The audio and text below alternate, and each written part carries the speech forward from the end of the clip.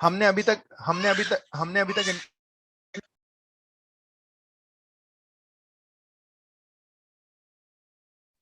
हमने अभी तक इंटरफेस पढ़ा, और इंटरफेस में हमने देखा कि कैसे हम इंटरफेस को क्रिएट करते हैं, क्या करते हैं। कुछ और चीजें आप समझ लीजिए।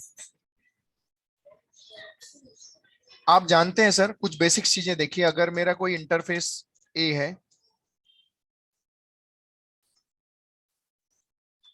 इंटरफेस ए है, और अगर मैंने यहाँ पे कोई मेथड, ऑब्वियस है मेथड का प्रोटाइप्स हम लोग लिख सकते हैं।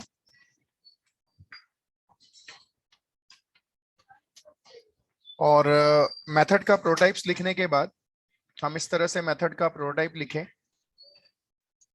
तो हम जाते हैं, बहुत वेरी वेरी वेरी इंपॉर्टेंट है सर, ये क्लास सिंपल क्लास बी है। सिंपल क्लास बी है, तो इस बी के लिए ये जरूरी हो जाता है कि उस मेथड को ओवरराइट करो। उस मेथड को क्या करो, ओवरराइट करो। एक्सप्लिसिटली पब्लिक लिखो, क्योंकि इंटरफेस में मेथड का बाय डिफॉल्ट जो स्पेसिफायर होता है वो पब्लिक होता है। हम जाते हैं यहाँ पे, हम उस मेथड को क्या कर लेते हैं, ओवरराइट कर लेते हैं। अगर आप ऐसा नहीं करोगे, अगर आप ओवरराइट नहीं करोगे, so it will display the error. It will display the error. That means कुछ केस स्टडी हम बात करते हैं, केस स्टडी, जिसमें से कैसा है,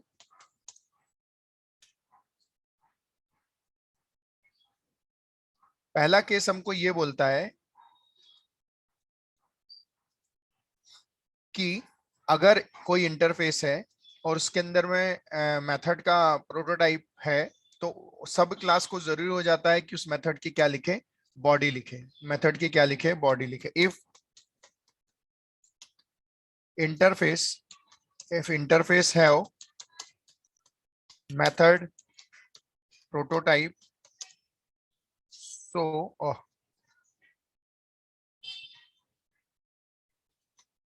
if interface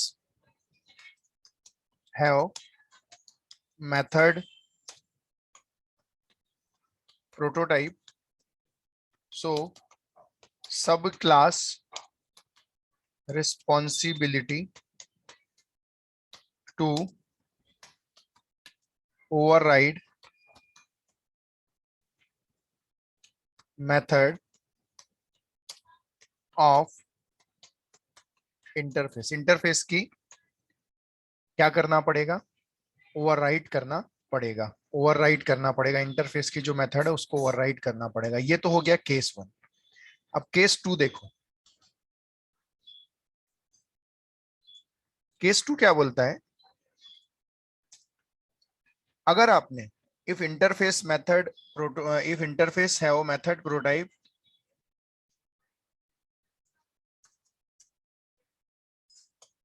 and if subclass not override, so compiler generate error। Compiler क्या जनरेट करता है, एरर जनरेट करता है। अगर हमने इसको ओवरराइड नहीं किया, ओवरराइड नहीं किया, सो क्या आ जाएगा, एरर आ जाएगा। क्या आ जाएगा, एरर आ जाएगा। ओके, सेकंड केस में, second second case, if interface है method prototype and if subclass not override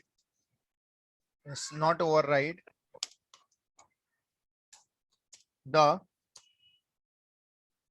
not override the interface, or we can say not override the show method, so compiler generate error। Compiler क्या generate करता है, error generate करता है। ये हो गया case to. अब हम फिर से जाते हैं, ध्यान से सुनिए, प्लीज ध्यान से देखिए। केस थ्री में इफ इंटरफेस है और मेथड प्रोटोटाइप, अगर इंटरफेस के पास मेथड का प्रोटोटाइप है, and if sub clause not override, अगर ओवरराइड नहीं करेगी, सो क्या डिस्प्ले करेगा, एरर क्या करेगा, डिस्प्ले करेगा। एरर क्या करेगा, डिस्प्ले करेगा। अब फिर से सुनिए, case three, if interface have method prototype and if there are there are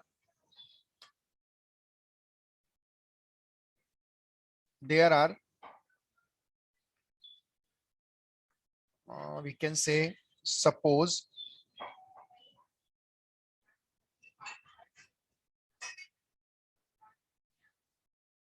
okay, if interface have method prototype and there are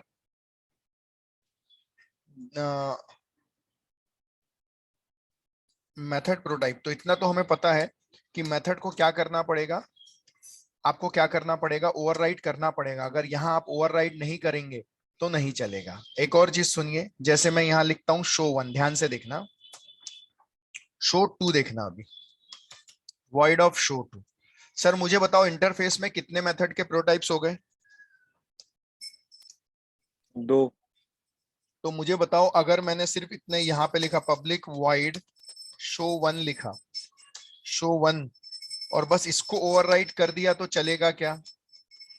no sir, दोनों को करना पड़ेगा। दोनों को करना पड़ेगा सर, दोनों को करना पड़ेगा। अगर आप ऐसा नहीं करोगे, अगर आप ऐसा नहीं करोगे सर, अगर आप ऐसा नहीं करोगे so again compiler will generate the error. Compiler क्या जनरेट करेगा?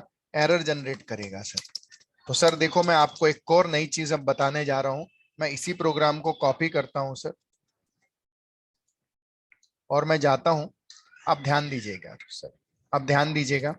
मैं गया, मैंने लिख लिया सर इस इंटरफेस के अंदर में 2 मेथड के प्रोटाइप्स हैं, लेकिन मैं नहीं चाहता सर। एक तो ठीक है, सबसे पहली बात तो क्या गड़बड़ कर रहे थे हम, पहले वो हम सही कर दें। हम इंप्लीमेंट्स नहीं लिख रहे थे ना सर, हमें इंप्लीमेंट्स तो लिखना था ना, अदरवाइज रिलेशनशिप कैसे बनेगी? करेक्ट है, इंप्लीमेंट्स ऑफ ए, यहां पर भी हमें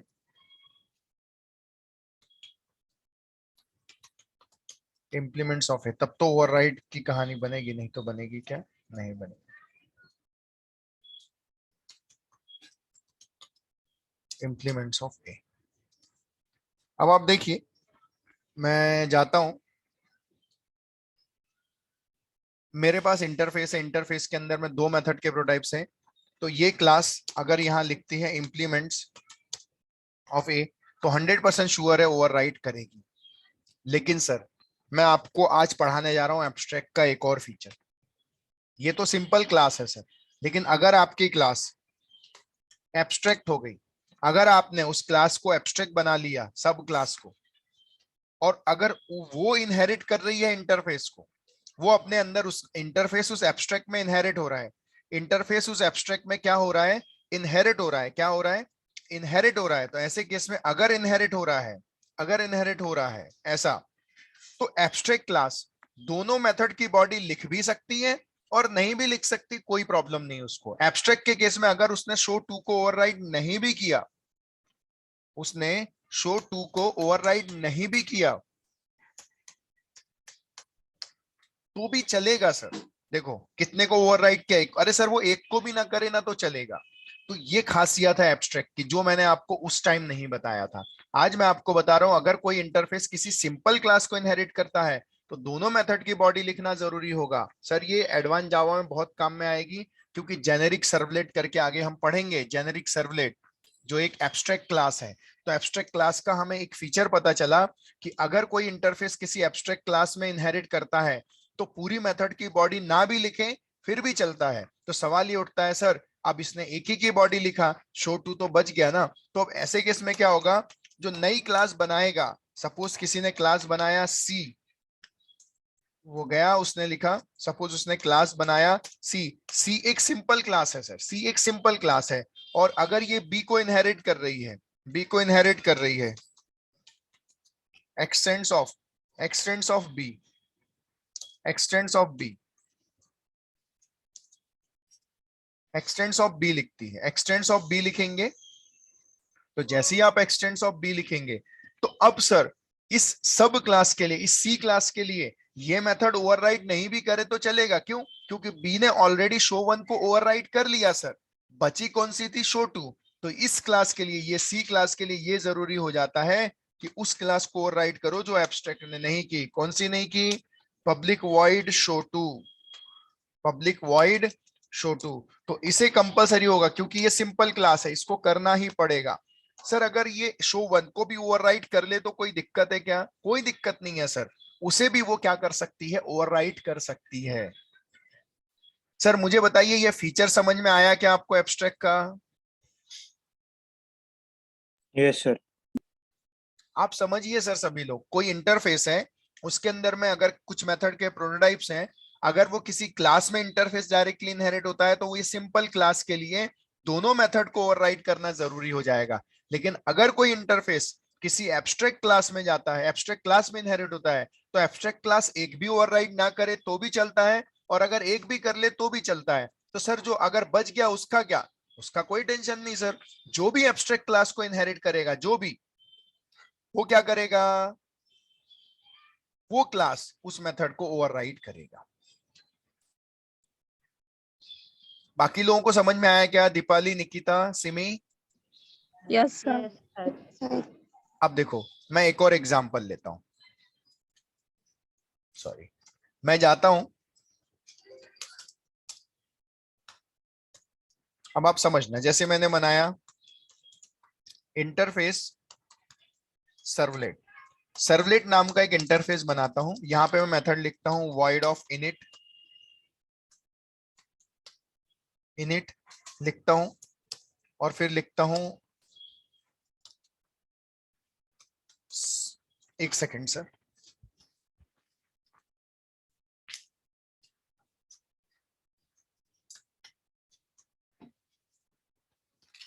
हाँ, मैं सर्वलेट नाम का इंटरफेस लिखा और मैंने बोल दिया एक मेथड बना लेता हूं गेट सर्वलेट इन्फो नाम की मेथड है, जिसका रिटर्न टाइप सर्वलेट है या स्ट्रिंग है, जो भी रिटर्न टाइप होगा। उसके बाद मैं लिख लेता हूं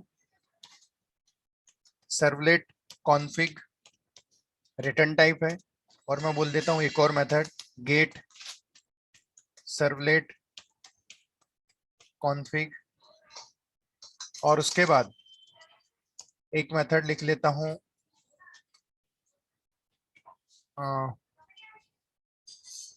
सर्विस मेथड ले लेता हूं,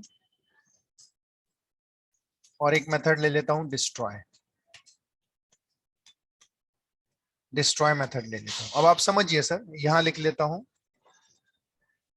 void of destroy, ये सर्विस का रिटर्न टाइप मैं ले लेता हूं। सपोज की बात है, क्या लेना चाहिए,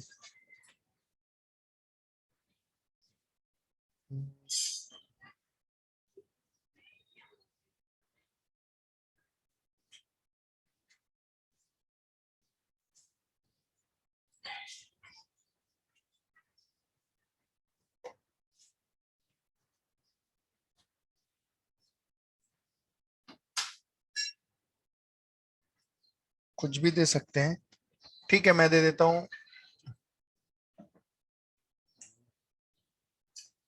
एक सेकंड,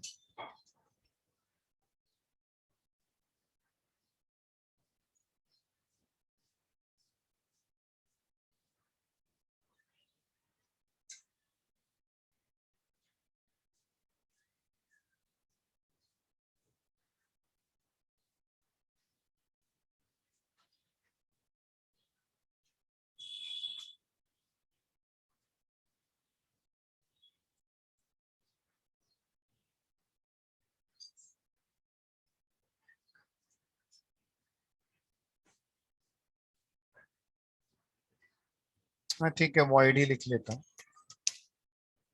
अब देखिए सर, अज्यूम करिए टोटल कितने मेथड के प्रोटाइप्स हैं, मुझे बताइए। ये क्या है? सर्वलेट क्या है? इंटरफेस। इंटरफेस। इंटरफेस में कितने मेथड के प्रोटाइप दिख रहे हैं आपको? 5। 5 है। इनिट है, gate servlet info, gate servlet config है, सर्विस है और डिस्ट्रॉय है। ऐसा कितने मेथड के प्रोटाइप्स है? 5। अब ध्यान देना, मैं जाता हूं और मैं लिखता हूं abstract class generic servlet. Generic servlet, बताइए जेनेरिक सर्वलेट क्या है?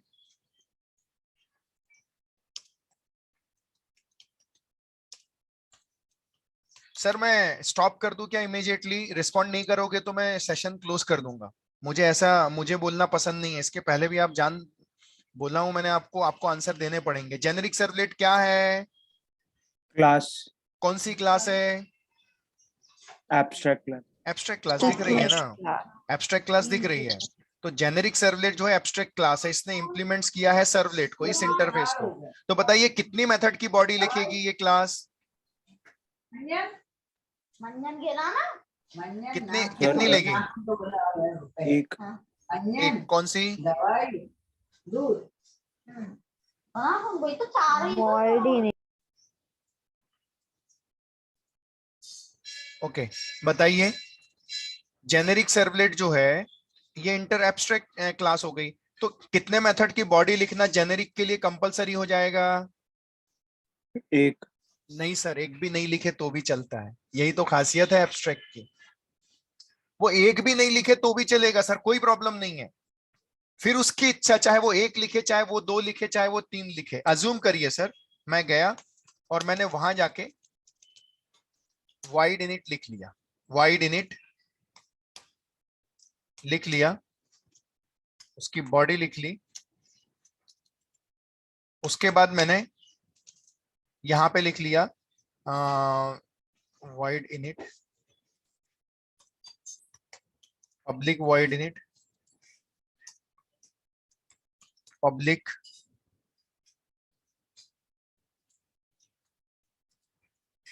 ये भी लिख लिया।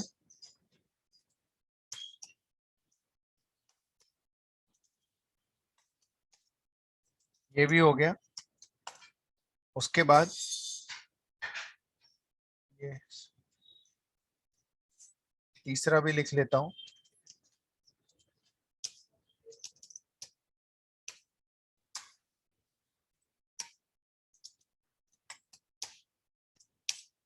ये भी लिख लिया और मैं गया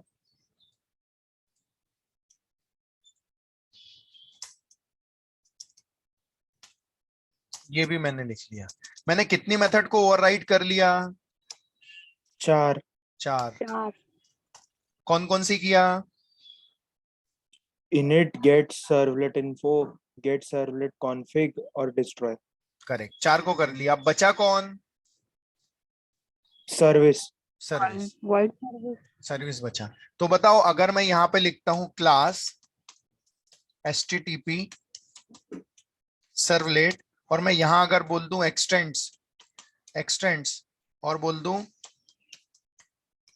जेनेरिक सर्वलेट, अगर मैं यहां पे उस जेनेरिक सर्वलेट इनहेरिट होगी अगर http सर्वलेट में, तो बताइए http सर्वलेट के लिए कितनी मेथड की बॉडी लिखना कंपलसरी होगा? एक। एक। कौन सी? get void service। करेक्ट, क्योंकि जेनेरिक सर्वलेट ने ऑलरेडी देखो ना 4 मेथड की बॉडी लिख ली, एक नहीं लिखी। तो जो नहीं लिखी वो यहाँ पे आप लिख दोगे, पब्लिक वाइड सर्विस, और जो भी सर्विस में पैरामीटर्स होते हैं वो लिखेंगे। That's it. तो सर मुझे बताओ एब्स्ट्रैक्ट का ये फीचर समझ में आया आपको? yes sir ओके, तो यूजिंग एब्स्ट्रैक्ट क्लास आप देख सर सकते इसमें हो। एक डाउट हाँ है। हाँ हाँ, पूछो। सर अगर हम ये एब्स्ट्रैक्ट क्लास में नहीं लिख के अगर डायरेक्ट क्लास में ही लिख देते मेथड तो क्या प्रॉब्लम होता? प्रॉब्लम ये होता सर, मुझे बताइए कई बार आपकी नीड नहीं है पूरी मेथड लिखना, आपको एक ही मेथड का काम है, लेकिन अगर आप इस क्लास में आपकी मजबूरी होगी कि पूरी मेथड को ओवरराइड करना होगा। मुझे बताइए आपको मैक्सिमम केसेस में जरूरत पड़ रही है सिर्फ इस मेथड की, इन चारों की जरूरत नहीं पड़ रही है। जब आपको इन सबकी जरूरत पड़ेगी तो डायरेक्टली आप सर्वलेट का यूज करके इनहेरिट कर लोगे, लेकिन जब आपको एक की जरूरत पड़ेगी तब आप सर्वलेट का यूज नहीं करोगे, तब आप किसका यूज करोगे? जेनेरिक सर्वलेट का। जेनेरिक सर्वलेट बोलती है भैया मैंने ऑलरेडी 4 लिख चुके हूं, सिर्फ आपको किसको लिखना है? सर्विस को लिखना है। समझ में आया? यस सर समझ गया। ये रीजन है उसके पीछे। इसके अलावा कुछ और चीजें मैं बताना चाह रहा हूं। अगर कोई इंटरफेस ए है और इंटरफेस बी है और क्लास सी है, अज्यूम करो इस तरह से कुछ क्लास है कुछ इंटरफेस है। मैंने क्लास डी बनाया। सबसे पहले मैं बता दूं, मैं जाता हूं यहां पे, और अगर इंटरफेस भी इनहेरिट करना है, क्या एक क्लास में एक से ज्यादा इंटरफेस इनहेरिट हो सकते हैं? तो बिल्कुल हो सकते हैं। थोड़ी देर के लिए मैं ये क्लास भी हटा देता हूं, सिर्फ मैं आपको ये बताता हूं। क्लास सी, अगर क्लास सी में अगर आपको इंटरफेस एक से ज्यादा इनहेरिट करना है तो कर सकते हैं public of A comma B. देखो जावा में मल्टीपल इनहेरिटेंस अलाउ नहीं है, लेकिन हाँ जावा में आप एक से ज्यादा इंटरफेस आप किसी एक क्लास में इनहेरिट कर सकते हो। और आप इस तरह से, नॉर्मली हम क्या लिखते हैं जब हम इंटरफेस को इनहेरिट करते हैं, अगर आप देख सकते हो ऊपर हमने क्या लिखा, इम्प्लीमेंट्स। इम्प्लीमेंट। करेक्ट। तो हम यहाँ पे भी जाएंगे और हम यहाँ पे क्लास सी, और यहाँ पे हम लिखेंगे implements of A comma B, A comma B. इस तरह से आप एक से ज्यादा इंटरफेस क्या कर सकते हो, इनहेरिट कर सकते हो, इंप्लीमेंट्स कर सकते हो। लेकिन इंटरफेस के, दोनों इंटरफेस के अंदर जितनी भी मेथड के प्रोटाइप्स रहेंगे वो इस सी को क्या करना पड़ेगा, लिखना पड़ेगा, एक्सप्लिसिटली पब्लिक मेथड के देने पड़ेंगे। अगर हम जाते हैं और हम बोलते हैं फिर से इंटरफेस ए, इंटरफेस बी, और मैं जाता हूं क्लास सी और क्लास डी। अगर ऐसा, अब क्लास को भी इनहेरिट करना और इंटरफेस को भी, तो याद रखना एक से ज्यादा क्लास आप इनहेरिट नहीं कर सकते किसी अदर क्लास में। तो ऐसे केस में याद रखना इंटरफेस बाद में इंप्लीमेंट किए जाते हैं, पहले क्लास इनहेरिट किए जाते हैं। इसलिए आप यहां पे लिखोगे एक्सटेंड्स ऑफ सी, उसके बाद implements of A comma B. इस तरह से आप क्या करोगे, प्रोसेस करोगे। तो हमेशा याद रखना अगर दो इंटरफेस है और एक क्लास है या जो भी हो, तो एक से ज्यादा क्लास किसी अदर क्लास में इनहेरिट नहीं हो सकती। अभी भी मल्टीपल इनहेरिटेंस नहीं है। तो देखो क्लास एक ही इनहेरिट हो रही है, लेकिन इंटरफेस कितने इनहेरिट हो रही है, एक से ज्यादा, दो क्या चार क्या, जितने चाहे उतने आप क्या कर सकते हैं, इनहेरिट कर सकते हैं। ये चीजें आपको याद रखनी है। एनी क्वेश्चन, इतना समझ में आया? इनहेरिट करते समय क्या इंप्लीमेंट्स हमेशा बाद में, पहले एक्सटेंड्स आएगा? यस, सबसे पहले एक्सटेंड्स आएगा, बाद में इंप्लीमेंट्स आएगा। यस बोलिए प्लीज, एनी क्वेश्चन? सर समझ गया सर।